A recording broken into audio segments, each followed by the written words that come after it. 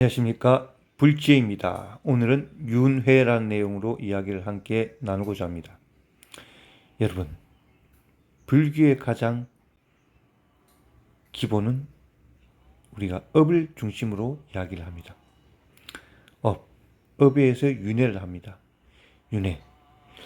윤회를 믿는 분이 있고 윤회를 믿지 않는 분이 있습니다. 윤회는 분명히 있는 것이죠. 저번에 개개인의 운명에 대해서 윤회에 대해서 한번 얘기를 한 적이 있습니다. 여러분, 윤회가 없다면 어떤 사람은 아주 부자인 집에 태어나고 어떤 사람은 아주 가난한 집에 태어납니다. 그럼 그 선택을 누가 하는 겁니까? 누가 해주는 겁니까? 너는 부잣집에 태어나라. 너는 가난한 집에 태어나라. 분명히 현실적으로 그런 삶이 있지 않습니까? 그것을 과연 누가 결정할까요? 어느 절대자가 결정할까요? 어느 절대자가 결정하면 그 절대자는 무엇으로 그것을 결정을 할까요? 태어날 때부터 분명히 우리는 눈으로 확인됩니다. 정말 대단한 부잣집에 태어난 자녀, 정말 강한 집에 태어난 자녀를 현실적으로 있지 않습니까? 그것을 누가 태어날 때부터 그걸 누가 결정하냐는 거죠. 우리가 말하는 지금 절대자를 믿고 그 절대자를 믿으면 천국 가고 절대자를 믿지 않으면 못 간다는 거죠. 그리고 어떤 사람은 잘 살면 그 절대자를 잘 믿었기 때문에, 어떤 사람은 그 절대자를 잘 신심이 없기 때문에 못 산다 그럽니다. 그러면 그 절대자가 어떤 것을 좌우하는 것이 아니라 그 사람이 믿고 안 믿고에 달려 있으니 그 사람한테 어떻게 보면 달려 있는 것이죠. 자, 지금 우리가 태어날 때 그 선택을, 그러면 아직까지 그 사람은 신앙도 가지지 않은데 어떻게 태어날 때부터 부잣집에 태어나고 어떤 사람은 정말 가난한 집에 태어납니까? 아직 종교란 것을 시작도 해보지 않은 그 씨앗이 어떻게 그 가난한 아이가 그 선택을 받냐는 거죠. 그럼 똑같이 시작해야죠. 똑같이 시작해야 되는 건데 현실은 그렇지 않습니다. 분명히 그건 있는 거죠. 현실적으로. 그것을 누가 선택하느냐?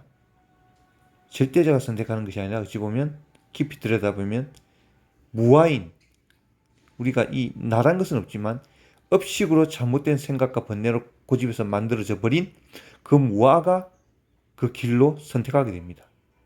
그 결과, 인연의 결과의 가부가 어떤 사람은 부잣집에 태어나고 어떤 아이는 가난한 집에 태어나는 것입니다. 비교의 예를 드는 것입니다. 근데 부처님께서는 그랬죠. 너가 고집하는 그 나라는 것은 없기 때문에 너의 잘못된 고집과 생각으로 나라는 것을 자꾸 있다고 생각해서 그 업식이사에서 그 무명이 지금 윤회를 한다는 것입니다. 그것을 우리는 버리지 못하는 것이죠.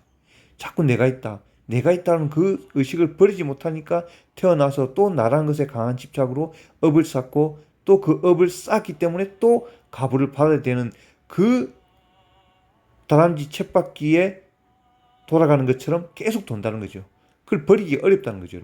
여러분 쉽게 나라는 것을 버릴 수가 있습니까? 지금 염불해도 내가 염불한다, 내가 어떻게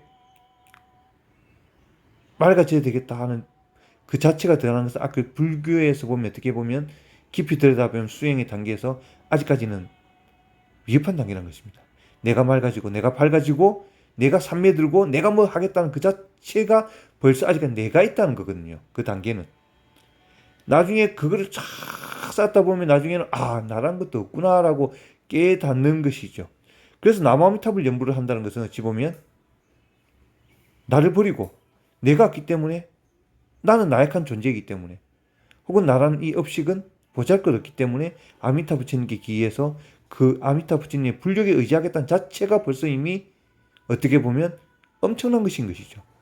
우리가 여러분, 윤회가 없다는 생각을 가지는 자체는 벌써 아직까지 윤회를 더 많이 돌아야 된다는 겁니다.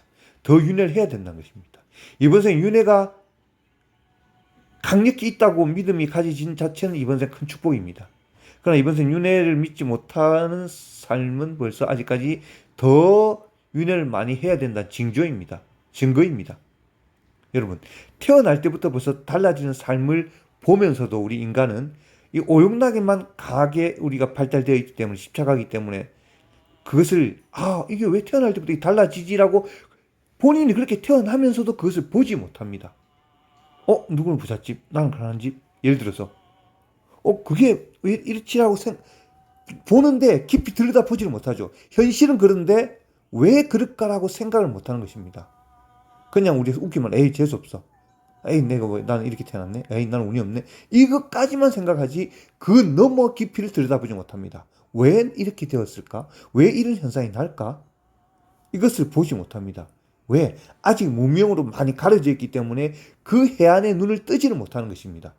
그러면서 삶을 삽니다. 분명히 이 윤회의 상과 업이 있고 이 인연에 의한 운명이 있다는 것을 스스로 느끼면서도 그것을 타파하려는, 왜 이게 있는지를 타파하려는 생각을 가지지 못합니다. 그게 어떻게 보면 동물적인 아직 기운이 많이 있는 거죠. 여러분, 강아지에게 소세지 주면서 강아지야, 소세지를 이렇게 구할 게 아니라 네가 소세지 만드는 것을 알아봐라 이렇게 말한다면 사람들이 비웃겠죠. 그 말도 못 알아듣는 강아지한테 무슨 그런 소리 하냐고. 근데 어떻게 보면 우리는 그것과 마찬가지일 수 있습니다. 아무리 그래 말해줘도 못 알아듣지요. 그 말 강아지 알아듣는다 하더라도 업식으로 그렇게 하려고 하지 못할 거다 이 말입니다. 단지 인간의 언어를 못 알아들어서 뿐만 아니라 못 알아들어서 그렇게 하는 것이 아니라 알아듣는다 하더라도 못할 수도 있다는 것입니다. 아직 윤회를 많이 해야 되니까. 그 업식이 깨어나지 못했으니까.